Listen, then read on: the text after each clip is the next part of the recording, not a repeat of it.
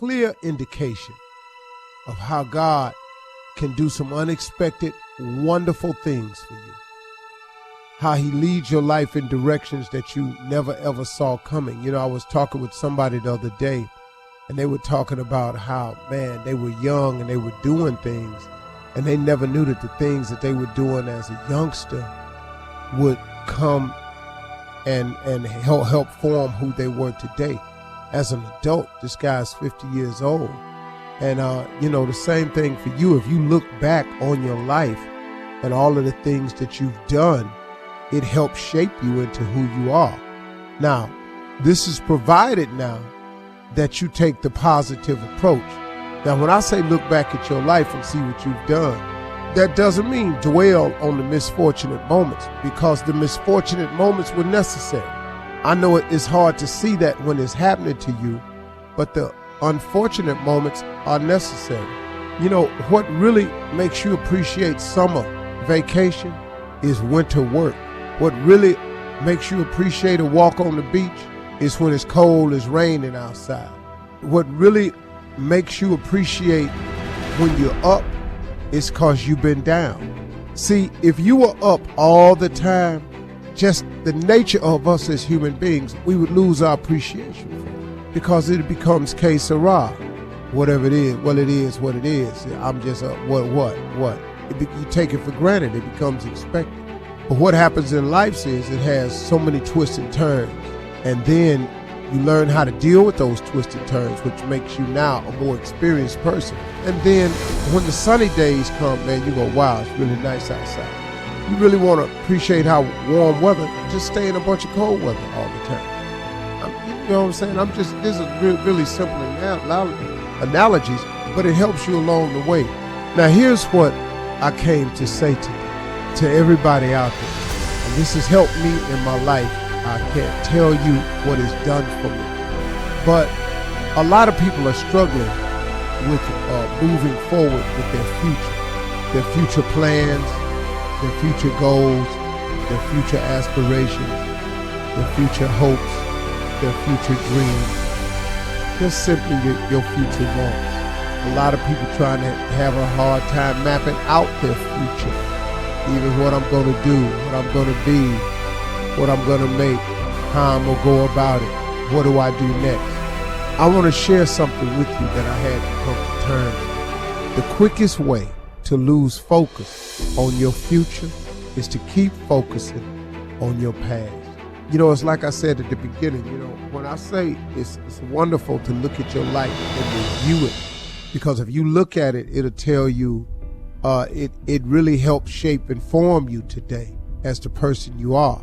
Now, if you look at it in a positive sense, but if you dwell and harp on the negative that's happened to you, then that keeps you from seeing the good in the incident. Every bad thing that's happened to you, there was a silver lining behind it. I know people who were on drugs who finally, man, just got sent to prison for stealing because of their habit. I know a cat that sold dope. Well, he went to prison. He told me one time, he said, Steve, he said, man, this is the best thing ever happened to me. This saved my life. Now, most people would think, how in the world is going to prison helpful for you? The brother said, it saved my life. First of all, it got me clean. He said, I've been clean for 5 years from sitting in here. That's for starters, I'm clean. I ain't stealing no more. I ain't putting myself in jeopardy, and I ain't jeopardizing nobody else. He said, now, man, I done went to college. I done got a college degree while I'm in here. Then he was released from prison, and the brother's life was completely turned around. He married, he got a family, he got a great job, he go to work every day. He's a productive citizen. I mean, so he looks back on his incarceration, even his drug abuse, and it taught him how to appreciate the things in life that he had taken for granted and was missing. Because he said, man, my life was just in a blur. I didn't even know what was going on. He said, now I appreciate every day I wake up. That's what I mean. Even in your missteps in life, there is a purpose for the missteps. Every time you fail, there was a reason for the failure. See, what I had to do was I had to learn that all of my failures taught me how to get back up. So I became a very strong and tough person in getting back up. And then I was down and out so long that it taught me how to really appreciate the up. And so I've taken all of that and used it, those experiences that happened to me, and I became a more experienced person.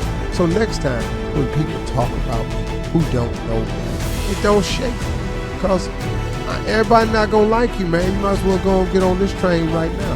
And so what I'm saying to you out there is the quickest way to lose focus on your future is to keep focusing on your past. Let it go. Yeah, he left. Sometimes the breakup is the blessing. I know it's hard to break up because now you're lonely and you by yourself.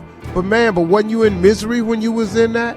Weren't you in complete misery in that? Now you kept asking God to fix it, but it take two people to fix a relationship. It don't just take one. It take two to make a thing go right. It take two to make it out of sight. You really do have to have two people wanting a relationship to work. It can't just be one person wanting a relationship. So you can pray about the relationship all you want. If the other person don't want you no more and ain't gonna act right, you can't make him do that. Or you can't make her do that.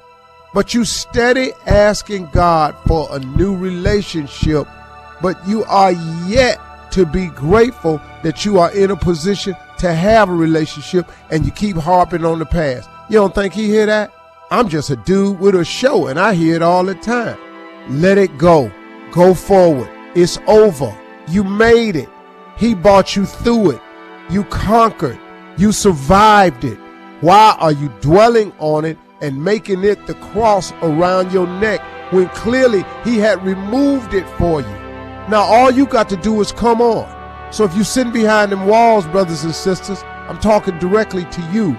Sometimes, man, you just got to get it right.